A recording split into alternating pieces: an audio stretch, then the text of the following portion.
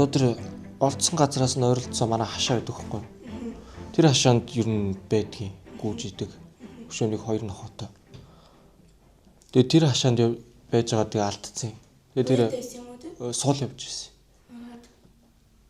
Тэгээ ууг нь хүн рүү ааштай нохоо алдмааргүй ингээл байж байгаад тэгээ алдсан.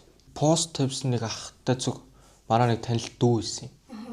Тэр дүү над руу залгаад нохоогч олчлоо гэдгсэн чинь тэнд байсан хүмүүст нь нөө миний нохоо гэдгийг хэлээгүй. Тэгээд нэг жоохон үл ойлголцол үүсээд намайг тэнд уйсан гэр нь би өөрөө тэгж тамалсан болсон. Тэр олсон гэх хүмүүс нь алдсан байсан. Тэгээд нэг хідэн хүүхдүүд хөтөлж явцсан. Тэгээд тэгж яхад нь барьж авч олсон. Өнгө нь гандцсан. Энд тэнтэй баахан шархтай болцсон. Энэ сорив өдр бол байгаагүй. Одоо дотоод эрхтний ер нь дуранд болно. Нөгөө хүн нохоо хоёр чинь дотроос уддаг гэд тэрийг мэдчихээд бүс одоо энэ нөхсүүдэр ер нь идэлээд өтсөн байсан. Тэгээ маш их тураалтай. Тэгээ одоогоор бол тэдний ер нь дайжгүй юмжсэн байна. Тэр байсан хашааныхын эзэн бол тэндээ байхгүй нэг 5-6 жил болсон байлээ. Зүр эзэнгүү хоосоо хашаал байсан байлээ. Одоо бол ууг нь хоёрыг зүгээр суулгахгүй л дайрж байгаа л. Тийм ааштай л байсан нөхөө. Гадны хүнд ер нь их дургу. Тэгэл хүн чинь тэгэл энэ чинь гэр бүлээсээ үрцгүү. Тэгэл зэвүү дургу үрэл. Тэгээ яагаад ч олж чадаагүй л та хүмүүс. Тэгээд тэнд төсөн хүмүүс бол намайг тэр хашааны эзэн гэж ярьж илээ.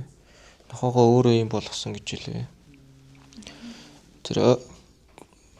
Тэр амьдарч байгаа ер нь хүмүүсээс асуувал нааг нохоонуудтай хэр хайртай байсан гэд ерөнхийдөө бол мэдж байгаа. Тий.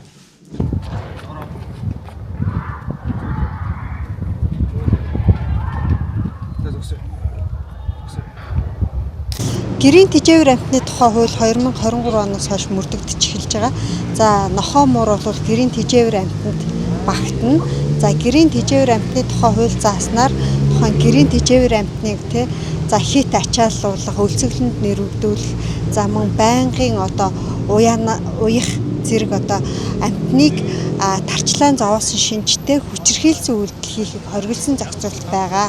За зөрчлийн тухай хуулиараа хэрвээ одоо гэрийн тэжээвэр амьтныг одоо тэгж одоо хүчирхийлсэн тохиолдолд иргэнийг 500 мянган төгрөгөөр торгох, за хуулийн этгээдийг 5 сая төгрөгөөр торгох гэсэн юм хуулийн зохицуулт байгаа. За тухайн одоо хүчирхийлд өртсөн нохоог одоо гэрийн тэжээвэр амьтныг дараа нь эмчлүүлсэн зардал зэргийг бол буруутай этгээдээс мөн гаргуулах боломжтой ийм хуулийн зохицуулт байгаа. Гэрийн тэжээвэр амьтныг одоо яг тухайн нохоог бол яг хамгаалалт авнаа, ингэнэ гэсэн наривчлсан зохицуулт байхгүй.